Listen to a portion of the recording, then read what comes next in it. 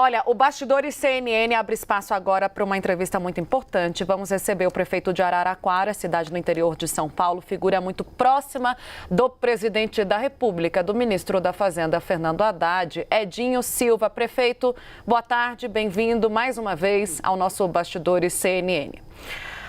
A nossa conversa... Está me ouvindo bem, né, prefeito? Boa tarde, Tainá, boa tarde, Gustavo. É uma alegria estar aqui mais uma vez. É que o ritmo está tão acelerado nesse fim de ano, viu, prefeito, que eu já engatei aqui na pergunta. A gente quer falar com o senhor, claro, né, com a sua interlocução com o ministro da Fazenda, com a sua entrada junto ao presidente da República sobre toda essa crise, né, do qual falávamos agora no início do jornal. Principalmente esse olhar mais atencioso sobre a disparada do dólar. Em 30 dias... a gente está vendo aí o dólar disparar, né, numa velocidade muito alta. A gente percebe, né, que há uma alta consecutiva. Vários fatores estão sendo direcionados para a alta da moeda americana. Eu queria falar justamente desses últimos 30 dias, porque houve uma valorização de mais de 8%, né, frente ao real, que é a maior alta em um mês desde julho lá de 2022, quando a gente olha para o governo Jair Bolsonaro. Nos últimos dias, hoje mesmo chegou a 2,30. Isso tudo tem mexido muito com o Brasil, com Brasília, sobretudo.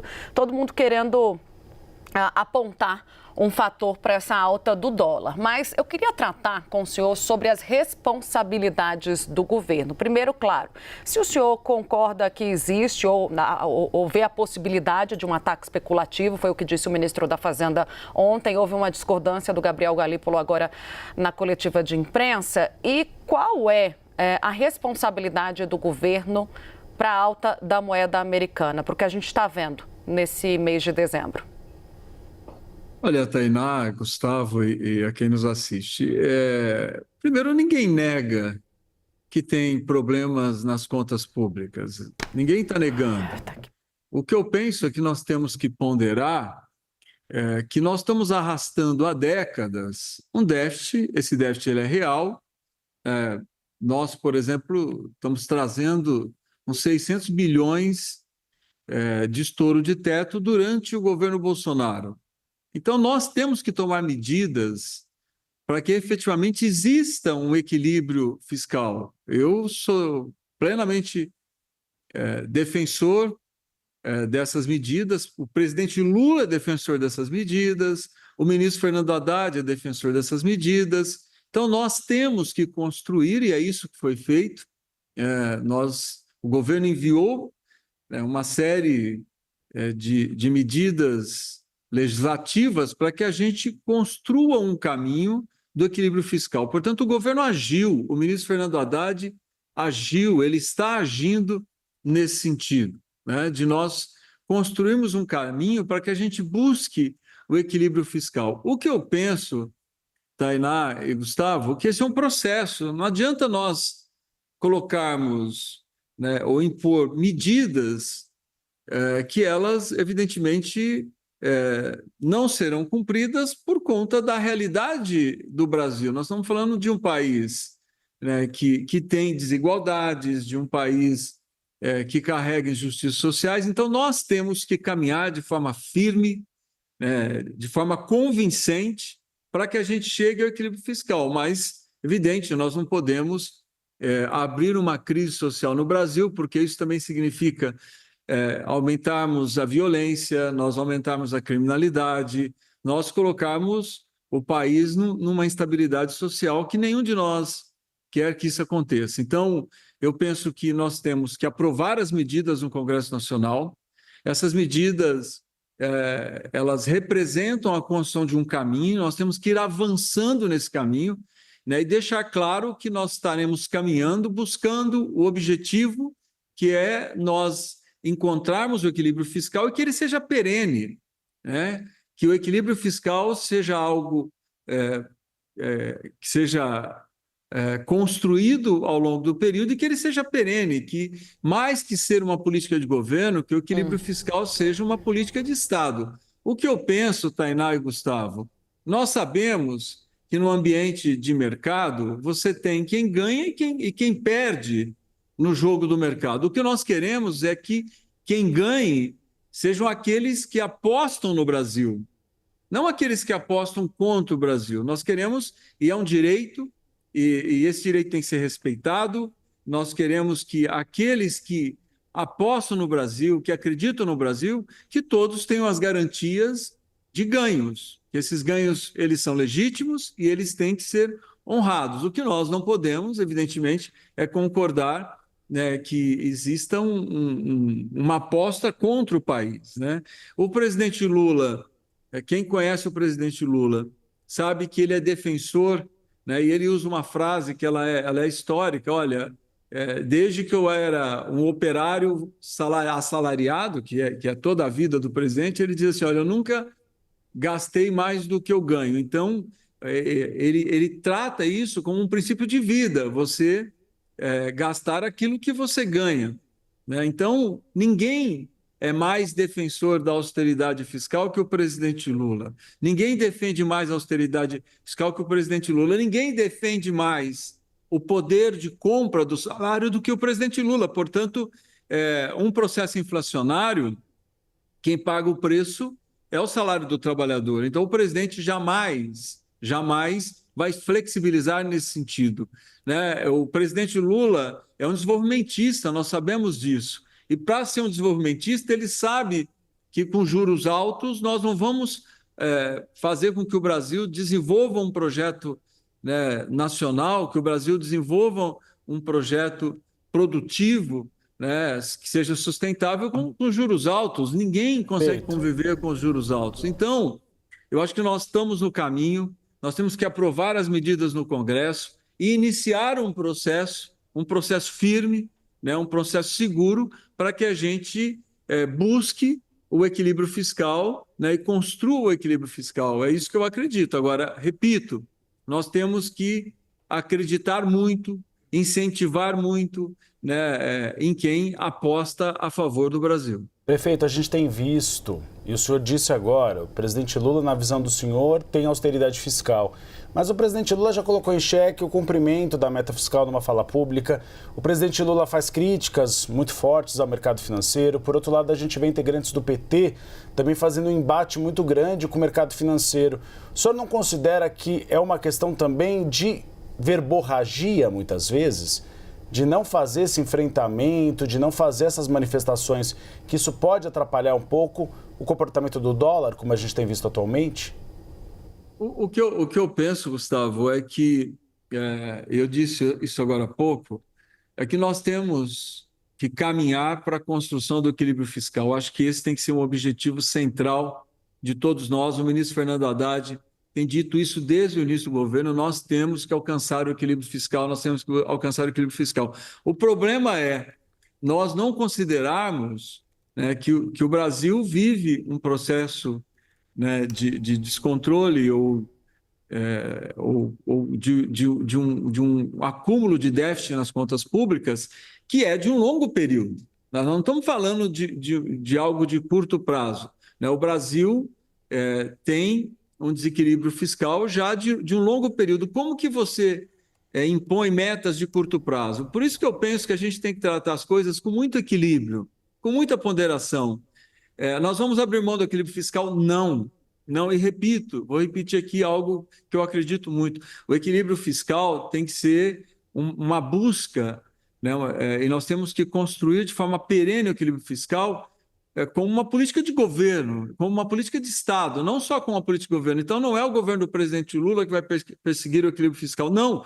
Todos os governos têm que buscar o equilíbrio fiscal. Mas você não pode impor algo que vem se acumulando por um longo período, impor isso no curto prazo, como se existisse um passe de mágica. Se nós fizermos isso, é evidente que nós vamos frustrar, porque nós não vamos dar conta, que, repito, nós não queremos que o Brasil viva uma convulsão social, que a violência aumente, que a criminalidade aumente. Então, não. Então, nós temos que buscar o equilíbrio fiscal, perseguir o equilíbrio fiscal, ele tem que ser uma meta, né, uma busca incansável, nós não podemos abrir mão dessa busca em momento algum, mas fazer isso de forma racional, de forma ponderada, onde a gente enxergue no tempo, olha, nós vamos alcançar o nosso objetivo, mas é evidente sem acreditar em bala de prata. Não, nós temos uma bala de prata, é ela, e se não for ela, não será nada. Nós temos que acreditar mais nos processos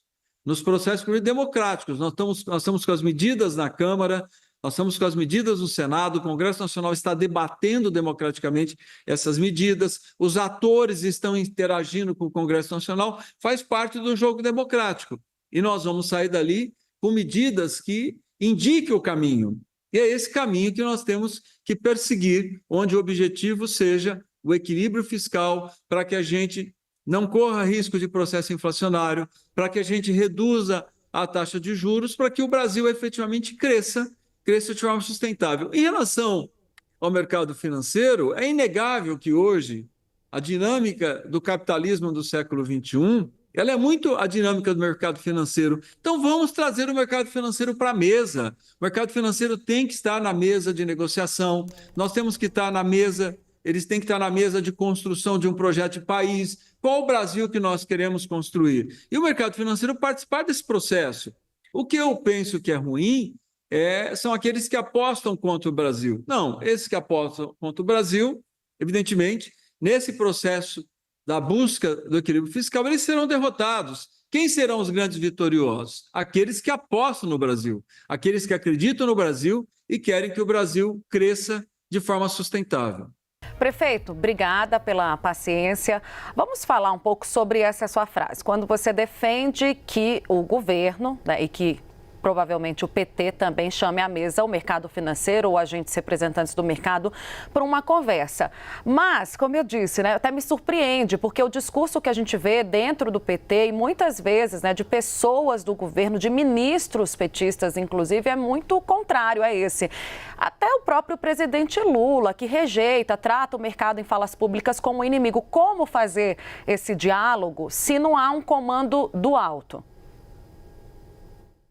Olha, Tainá, eu penso que o presidente Lula sempre foi e tem sido, ao longo da sua vida, uma liderança com muita capacidade de diálogo. Talvez a principal característica do presidente Lula seja o diálogo, né? Ele tem uma característica que é ímpar de sempre colocar à mesa os atores do processo, e penso que ele aprendeu isso muito na época que ele era sindicalista, quando ele tinha que negociar o tempo todo, né, com o empresariado, que tinham posições antagônicas a dele. E ele criou, né, uma metodologia de negociação que é própria dele. E ele sempre construiu as suas posições sempre num processo de diálogo. Claro que nós estamos diante de uma mudança significativa nesse século XXI dos atores do capitalismo. Nós tínhamos, no século XX, que os grandes atores do capitalismo eram o grande empresariado produtivo, era o empresariado, né, que era capaz de gerar valor com o processo produtivo. O século XXI já tem mostrado uma outra característica. A gente continua precisando e necessitando, porque só a produção é capaz de gerar valor, mas nós temos visto o quanto que a financiarização da economia tem sido a dinâmica do desenvolvimento do capital, ou seja, você gera valor na produção, mas você agrega muito valor, né, no mercado financeiro. Então, se você tem hoje atores importantes para você pensar um projeto de desenvolvimento, que são atores que estão no mercado financeiro, portanto, são atores que têm capacidade de investir, né, têm capacidade de disponibilizar recursos, ou seja, tem a dinâmica, né, da compra e do jogo do mercado financeiro, mas também tem a dinâmica, né, do direcionamento para o processo produtivo, né, para você gerar capacidade de investimento. Então, se você tem atores tão potentes como esses, é evidente que se você for debater a construção de um projeto de país, esses atores têm que estar na mesa, você tem que trazê-los também para o diálogo, para a construção desse projeto de país. Então, eu defendo, sim, e penso que o presidente Lula também defende, tanto é que ele tem dialogado com atores importantes do mercado financeiro, né? Nós temos que, se nós queremos construir um projeto de país, né, que seja um Brasil que se desenvolva, que gere renda, que distribua a renda, que combate as desigualdades, que combate as injustiças históricas, evidente, para a construção desse projeto de país, eu penso ser muito importante que a gente traga também o mercado financeiro para a mesa. O prefeito, é interessante até para situar a nossa audiência. A gente está conversando hoje com o prefeito de Araraquara, mas possivelmente com o próximo presidente do PT. Aí o senhor vai dizer, vai ter eleição, tudo bem, mas o presidente Lula já demonstrou preferência pelo seu nome.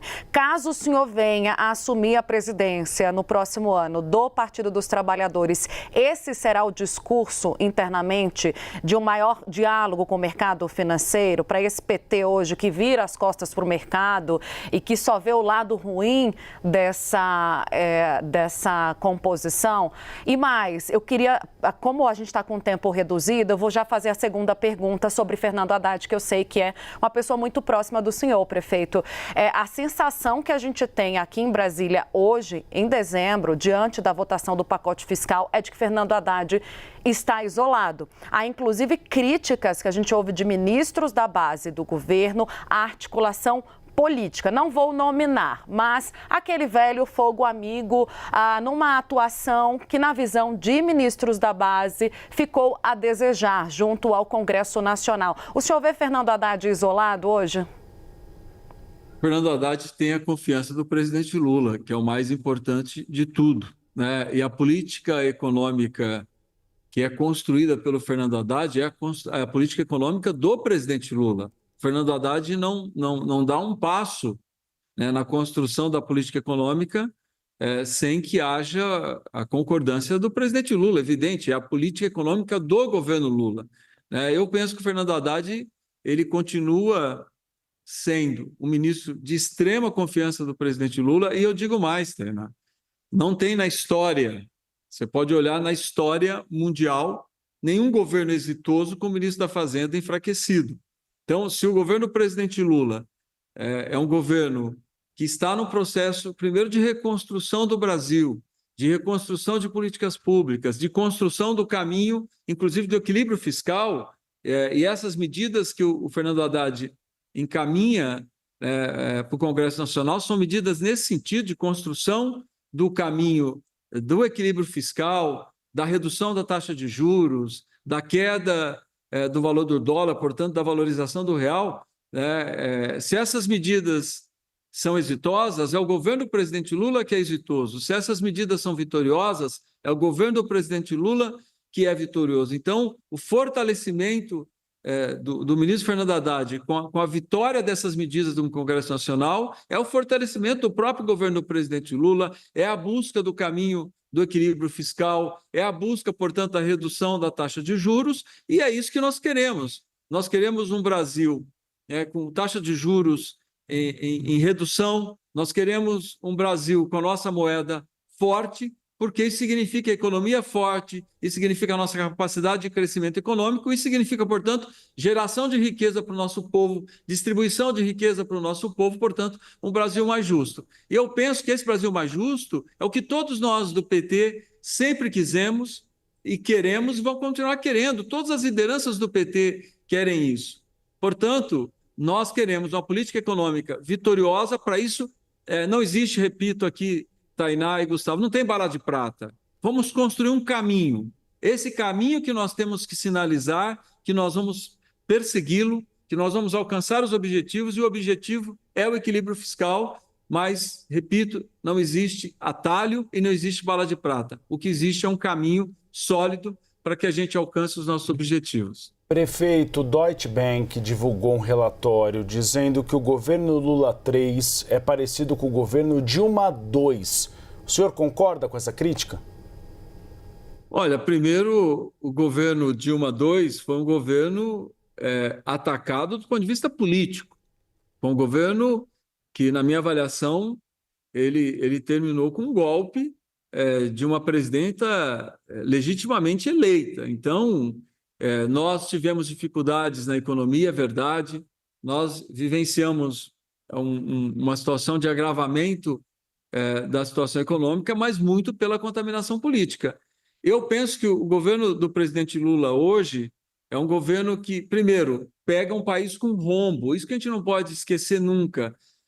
O déficit que nós estamos tentando equalizar, o déficit que nós estamos tentando trazer para dentro das contas públicas é um déficit gerado por um longo período. Então, não foi gerado pelo governo do presidente Lula.